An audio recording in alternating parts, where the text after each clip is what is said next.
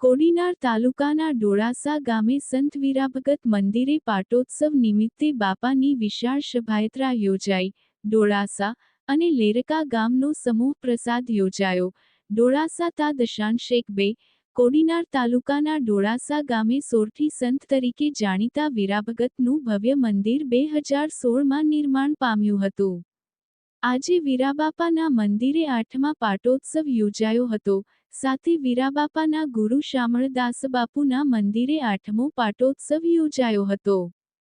આજે સવારે 9 કલાકે વીરાબાપાની વિશાળ શોભાયાત્રા ડીજેના સથવારે નીકળી હતી, જે ગામના મુખ્ય માર્ગો પરથી પસાર થઈ.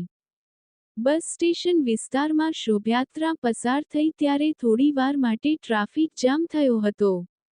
શોભાયાત્રા બપોરના 11 વાગ્યે વીરાબાપાના નિજ મંદિરે પહોંચી હતી, જ્યાં આરતી યોજાઈ હતી.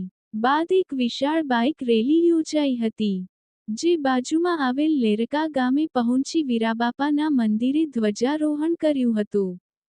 બાપાના સાનિધ્યમાં સાંજે 5 વાગ્યે મહાઆરતી બાદ ડોળાસા અને લેરકા બંને ગામોનો સમૂહ પ્રસાદ કાર્યક્રમ યોજાયો હતો, જેના 10,000થી વધુ લોકોએ પ્રસાદ લીધો હતો. રાત્રે સંતવાણી કાર્યક્રમ યોજાયો હતો. રિપોર્ટ અનિલ કાનાબાર.